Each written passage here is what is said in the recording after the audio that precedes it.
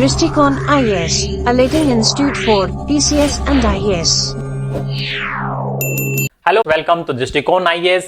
America का, United State का Intelsat 33 E satellite 20 टुकड़ों में विभाजित हो गया, 20 टुकड़ों में बट गया और इस घटना का कोई ठोस कारण नहीं पता लग पाया। तो वैज्ञानिकों ने यह अंदाजा लगाया कि यह घटना केसलर इफेक्ट के कारण हुई है और केसलर इफेक्ट को लेकर के जो वैज्ञानिकों की चिंताएं थी अब वो दोबारा से बढ़ने लगी है। तो इस वीडियो में हम लोग बात करेंगे केसलर इफेक्ट के बारे में, लेकिन आगे बढ़ने से पहले आपके लिए एक छोटा सा प्रश्न है। इंडियन स्पेस रिसर्च ऑर्गेनाइजेशन के संस्थापक कौन है? ठीक है, फाउंडर कौन है? APJ Abdul Kalam, Vikram Sarabhai, S Somnath, Jawaharlal Nehru. इस वीडियो को पूरा देखिए, इसमें आपको इसका जवाब भी मिल जाएगा।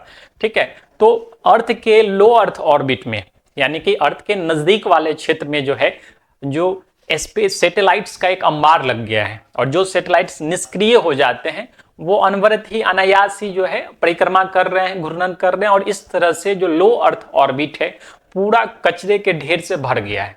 ठीक है, जिसे हम लोग स्पेस डेब्रिस या अंतरिक्ष कचरा कहते हैं।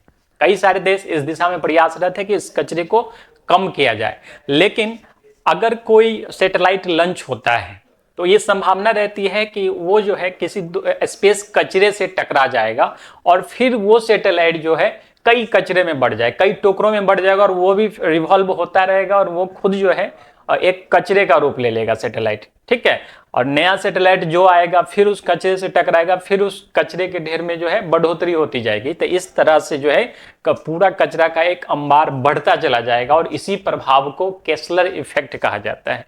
ठीक है, इस प्रभाव को केसलर इफेक्ट कहा जाता है। इसको देने वाले भी केसलर नाम के ही वैज्ञानिक थे और वैज्ञानिकों की यही चिंताएं हैं कि भविष्य में जो भी स्पेस प्रोग्राम लॉन्च किए जाएंगे, सैटेलाइट्स लॉन्च किए जाएंगे, उनकी आशंका रहेगी कि वो इसी तरह के चक्र में न फंस जाए, स्पेस डेब्रिस से न टकरा जाए और स्पेस डेब्रिस से टकराने के बाद वो सैटेलाइट तो खत्म हो ही जाता है, बल्कि आने वाले नए सैटेलाइट्स के लिए भी एक चुनौती हो जाता है। ठीक है, तो हर देश अपना अपना काम कर रहे हैं। यूरोपियन स्पेस एजेंसी ने कहा है कि वो 2026 तक, हालांकि उन्होंने जो है काम शुरू भी कर दिया है 2012 से, और 2026 तक जो है European space agency space debris को कम करने के लिए, अंतरिक्ष कचरा को कम करने के लिए अपना जो पहला मिशन भेजने वाली है।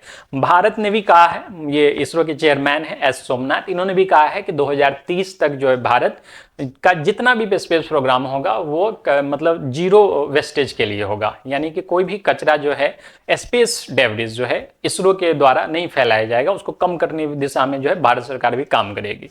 ठीक है, अगर इसरो की हम लोग बात करते हैं, इंडियन स्पेस रिसर्च ऑर्गेनाइजेशन की, इसका फाउंडेशन 15 अगस्त 1969 को हुआ था। हेडक्वार्टर बेंगलुरु में है, फाउंडर विक्रम साराभाई हैं।